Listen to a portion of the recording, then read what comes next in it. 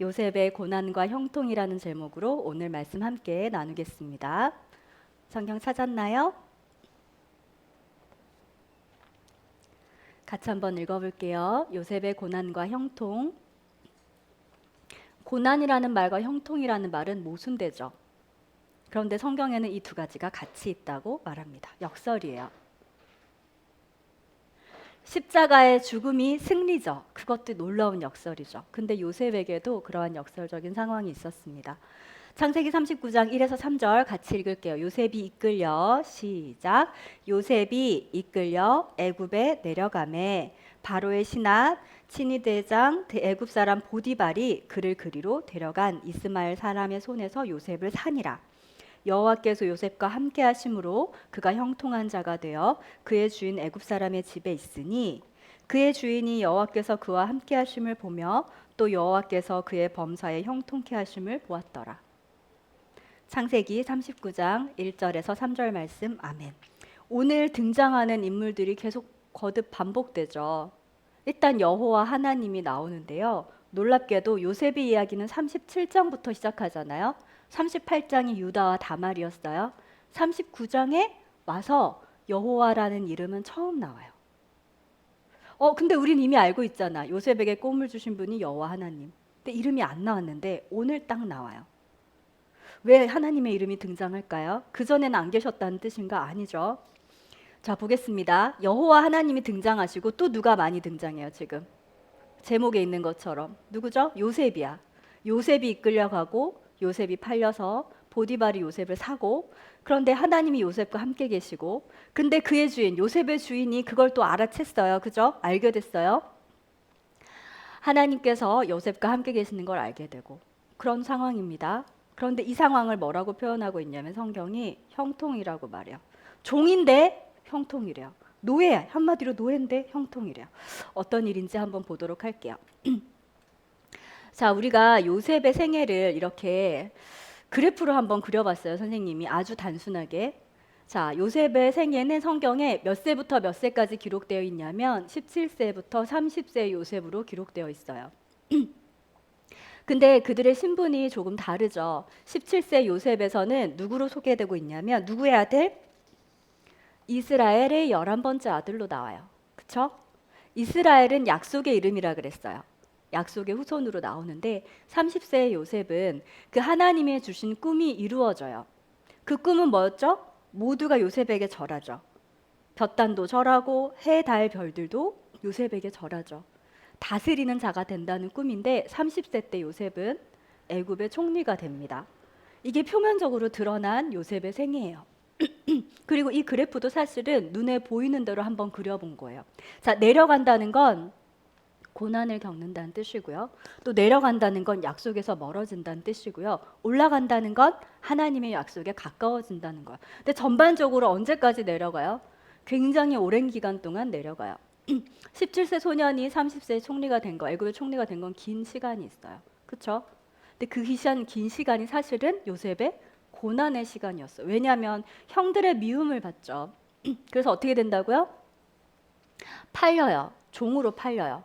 그렇죠? 그래서 뚝 떨어져. 보이나요? 형들한테 팔려서 뚝 떨어져서 어떻게 되냐면 보디발의 집에 가서 노예가 돼요. 종이 돼요. 그렇죠? 그런데 조금 이따 볼게요. 알았죠? 그런데 화살표가 그 선이 약간 올라갔어요, 내려갔어요, 지금? 조금 올라가고 있어요. 왜냐하면 조금 이따 설명할게요. 그 다음에 또 뚝 떨어져요. 왜 뚝 떨어지냐면 감옥에 갇혀요. 요 이야기도 지금 나눌 건데 근데 조금 또 올라가죠. 그러다가 하나님의 약속의 꿈에 완전히 올라가게 돼요. 사실은 이거는 표면적인 거라 그랬어요. 눈으로 나타나는, 그죠? 근데 그럼에도 우리가 이 표면적인 상황을 통해서도, 이 역사를 통해서도 알 수 있는 게 있는데 볼게요. 자, 여기 번호를 한번 매겼어요. 언제가 요셉이 제일 힘들었을까? 몇 번? 1, 2, 3, 4, 5번 중에서 하나를 고른다고 하면 5번 정도 될까요? 4, 5번 사이. 맞아요? 4, 5번. 2번도 힘들죠. 그죠? 2번도 힘들죠. 자, 그런데 오늘 여호와 하나님의 이름이 등장하는 부분은 어디냐면 3, 4, 5번이에요. 그리고 놀랍게도 3번과 5번은요, 상승하고 있어요. 근데 제가 어떻게 설명을 적어놨죠? 보디발의 모든 소유를 맡은 요셉. 종이고 노예인데 그는 보디발의 모든 소유를 다스리고 있어요. 따라해볼까요? 가정 총무. 모든 걸 다 요셉의 손에 맡겼어요. 다 요셉이 다스리는 거야. 이거는 뭐와 좀 닮아 있어요, 지금? 무엇에 가까이 가는 것 같아요? 요셉에게 주신, 하나님이 주신 꿈에 가까이 간다는 뜻으로 올라가고 있어요. 실제 그렇다는 거예요. 5번도 한번 볼게요. 분명히 감옥에 갇혔어요. 억울하게 갇혔죠. 이야기를 아는 친구들도 있을 거예요. 자, 옥중 죄수들을 근데 맡았어요. 이게 무슨 말일까요? 앞에 보디발의 모든 소유를 맡았다는 이 말씀을 통해서 알 수 있는 게 뭐죠? 옥중 죄수를 맡았다는 건 본인도 옥중의 죄수인데 물론 억울하게 들어왔지만 다른 죄수들을 다스리고 있다는 뜻이죠. 그 기간에 노란색 선으로 상승하고 있어. 하나님의 뜻에 가까워지고 있다는 거지. 하지만 아무리 가까워진다고 해도 여전히 종이고 여전히 옥중 죄수예요. 그렇죠? 이때가 제일 고난의 때라고 할 수 있겠죠. 물론 처음부터 고난이지만 맞나요? 이때를 근데 이때 누가 등장한다고요? 이때 제일 힘들 때 누가 등장한다고요? 여호와 하나님의 이름이 등장한다고요. 그리고 여기를 이렇게 말씀하시는 거예요. 분명히 요셉이 고난을 당하고 있는데 형통했다고 말해요. 따라해보겠습니다. 요셉의 고난과 형통. 요셉의 고난과 형통. 근데요, 힌트를 이미 드렸어요. 분명히 고난인 건 눈에 보이죠? 형통한 이유는 딱 하나밖에 없죠. 여기 누가 등장하신다고요? 누가 등장하신다고? 여호와 하나님이 등장하셔 형통. 이 이야기를 시작하겠습니다. 자, 요셉은 총무가 종이 되었습니다. 볼게요. 제가 읽어볼게요. 요셉이 이끌려 애굽에 내려가매 바로의 신하 치대장 친위대장 애굽 사람 보디발이 그리로 데려간 이스마엘 사람의 손에서 요셉을 사니라. 자, 보디발도 설명이 좀 길어요. 왜냐하면 뒤에 나올 내용의 암시죠. 누구냐면 바로의 신하 애굽 왕 바로예요. 신하 친위대장 애굽 사람의 보디발이에요. 왕과 관련이 있는 사람이에요. 그렇죠? 그리로 데려간 이스라엘 사람 손에서 요셉을 산이라. 천천히 말해야죠. 자, 그래서 종의 신분으로 살고 있는데 이때 놀라운 일이 벌어집니다. 물론 어떤 상황인지 상황을 한번 볼게요. 미안해요. 가나안에서 어디로 갔다고요? 어디로 갔다고요? 애굽으로. 자, 요셉은 옷을 입고 있었어요. 근데 지금 어떤 상황이죠? 옷을 빼앗겼어요. 원래는 이스라엘의 약속의 아들이었잖아요. 지금 어떤 신분이죠? 종의 신분이에요. 약속을 받았었는데 지금 어떻게 된다고요? 아까 내려가는 거 봤죠? 약속에서 점점 멀어지고 있어요. 모든 상황이 좋지 않아요. 좋지 않은데 성경에서 이 요셉에 대해서 뭐라 그러냐면 모든 것이 좋다고 말하는 거예요. 참 이상하죠? 모순이죠? 역설이에요. 같이 읽을까요? 시작. 여호와께서 요셉과 함께 하심으로 그가 형통한 자가 되어 그의 주인 애굽 사람의 집에 있으니 그의 주인이 여호와께서 그와 함께 하심을 보며 또 여호와께서 그의 범사에 형통하게 하심을 보았더라. 같은 말이 두 번 등장하죠. 하나님이 함께 하셔서 형통했다. 하나님이 함께 하심을 그의 주인이 보았고 또 하나님께서 요셉을 형통하게 하시는 것을 보았다. 같은 말이 두 번이나 나와요. 그래서 우리는 여기서 딱 이 공식을 만들 수 있어요. 모든 게 잘 된다는 뜻이거든요. 원래 형통은. 그런데 성경이 제시하는 형통은 뭐냐면 하나님이 함께 계시는 게 형통이다. 따라해 볼게요. 하나님이 함께 계심이 형통이다. 다른 게 상관이 없는 거야. 종이든지 뭐든지 상관이 없는 거야. 기다리세요. 그래서 어떤 일이 벌어지는 줄 알아요? 가정 총무가 돼요. 그 고난 속에서도 다스리는 자로 하나님이 이끌어 가시는 거예요. 뜻을 이루어 가시는 거예요. 제가 읽을게요. 요셉이 그의 주인에게 은혜를 입어 섬김에 그가 요셉을 가정 총무로 삼고 자기의 모든 소유를 다 그의 손에 위탁하니 그가 요셉에게 자기 집과 그의 모든 소유를 주관하게 한 때부터 여호와께서 요셉을 위하여 그 애굽 사람의 집에 복을 내리심으로 보이죠? 상승하여 주인이 그의 소유를 다 요셉의 손에 위탁하고 자기가 먹는 음식 외에는 간섭하지 아니하였더라 라고 되어 있습니다. 요셉이 어떤 자가 됐냐면 지금 하나님의 약속, 요셉에게 주신 꿈에 가까이 가고 있다는 걸 알게 돼요. 근데 원인은 하나입니다. 하나님의 함께 하심으로 요셉이 형통했기 때문이에요. 그 형통은 모든 것이 잘 되는 형통이 아니었어.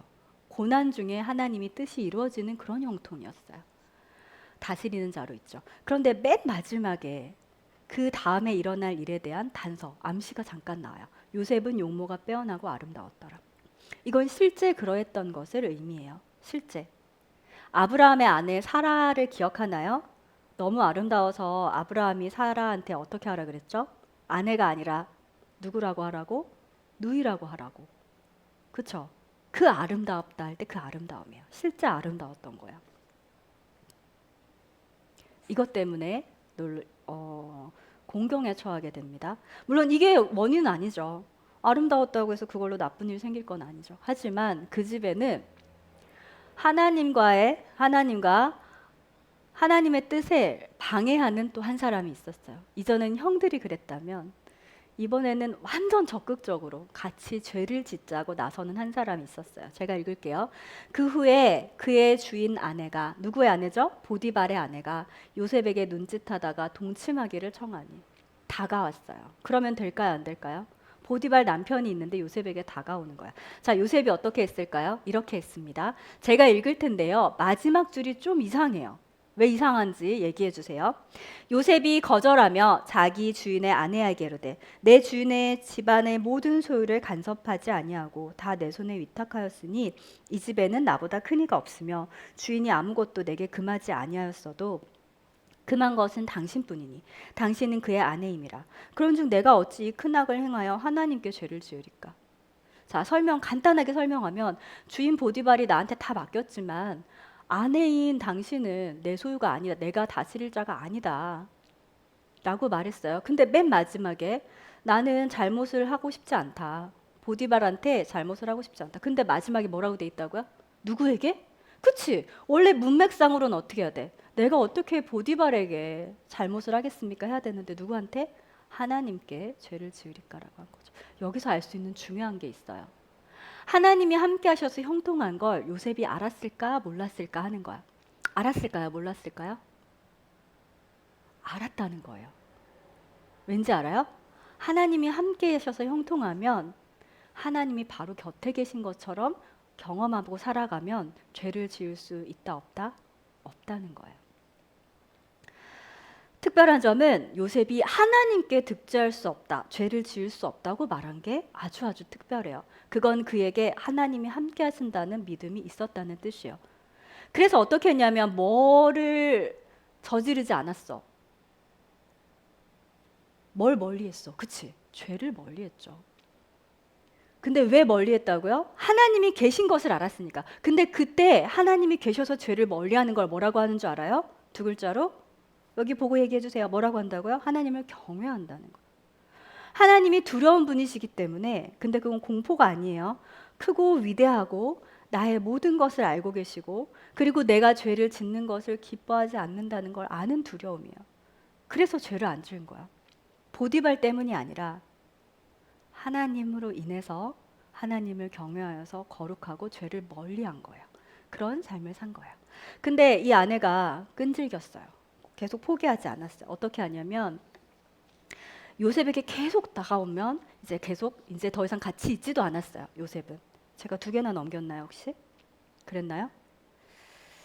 이렇게 됐어요. 여인이 날마다 요셉에게 청하였으나 요셉이 듣지 아니하여 동침하지 아니할 뿐더러 함께 있지도 아니하여. 지난주에 우리 시편 기억하나요? 죄가 처음에 어떻게 돼요? 걷다가 그다음 어떻게 되죠? 서다가 그다음에 앉아버리죠. 그런데 악은 무엇이라도 버리라 그랬어요. 큰 악만 저지르지 않으면 되나요? 아니고 작은 것이라도 시작부터 모든 악은 그 모양이라도 버리라고 했죠. 누가 그렇게 하죠? 요셉이 그렇게 하는 거야. 함께 있지도 않아서. 그런데 굉장히 공경에 처하는 일이 벌어집니다.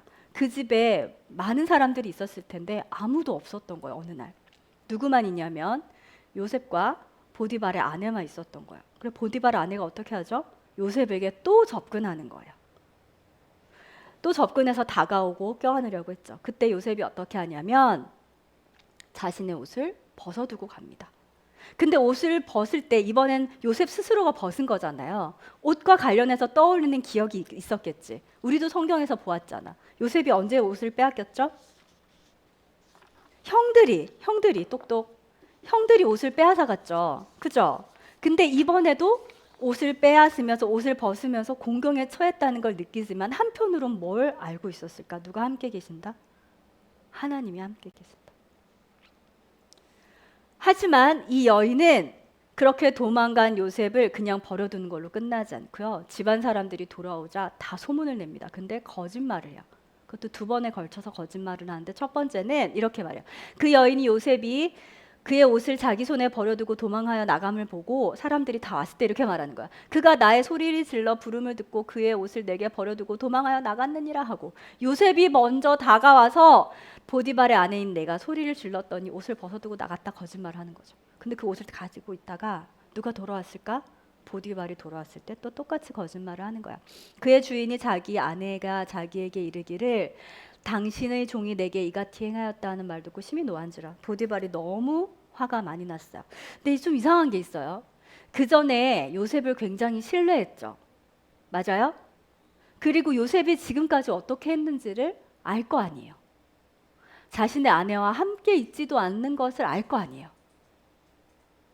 그런데 바로 화가 나서 요셉을 감옥에 가둡니다. 요셉의 변명을 듣지도 않아요. 나오지도 않아요. 요셉이 억울하다고 말하지도 않아요. 그러니까 이 일은요, 그냥 단순히 고난이 아니고 어려운 일이 아니고 누가 지금 일하고 계신다는 거죠? 하나님이 뭔가 하실 일이 있다는 뜻이에요. 우리가 어려운 일을 당할 때, 공경을 처할 때 이걸 기억해야 돼. 하나님이 무슨 일을 하시겠구나. 이건 조금 다른 이야기인데요. 저는 제 얘기를 잘 안 하지만 한 번만 하겠습니다. 제가 지하철에 다리를 빠져서 사고 났던 얘기를 한 적 있나요? 지하철 이렇게 탈 때 좀 통로가 넓어요.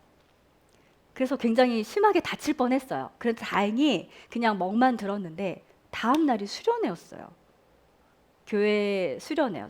성년부 수련회였는데 저는 그때 수련회 갈까 말까 엄청 고민했어요. 왜냐하면 그때 제가 믿음이 연약했거든요. 수련회 가서 뭐 무슨 일이 있을까 기대하는 마음이 없어서 갈까 말까 했어요. 근데 다쳤어요. 어떻게 될까? 다친 거 핑계로 안 가면 되지. 근데 그때 하나님이 어떻게 함께 하셨는 줄 알아요? 반드시 성경학교를 가야겠구나 생각이 들었어요. 그냥 아무 그 논리도 없이. 이게 아무 상관이 없는 거야, 다친 게 갑자기. 많이 울었죠, 너무 아파서. 근데 아무 상관이 없는 거예요. 가서 하나님 말씀 들어야지. 그 해에 저는 하나님의 말씀이 이렇게 기쁘다는 걸 처음 깨닫는 수련회였어요. 교회를 처음 오고. 고난이 전부가 아니에요. 끝이 아니에요. 하나님이 하실 일이 있어요. 꼭 그런 건 아닙니다. 제 이야기는 그냥 넘기셔도 돼요. 그래서 감옥에 갇힙니다. 누가요? 요셉이요. 억울하다는 변명도 전혀 하지 않은 채요. 왜냐하면 하나님이 함께 계신다는 걸 믿고 있었기 때문이고 이것이 하나님의 이 고난을 통해서 하나님의 뜻이 있다는 걸 알았기 때문이겠죠. 이에 요셉의 주인이 그를 잡아 옥에 가두니 그 옥은 왕의 죄수를 가두는 곳이었더라. 요셉이 옥에 갇혔으니. 자, 갇혔습니다. 이걸로 끝이 아니라고 했어요. 어떤 일이 일어나는지 볼게요.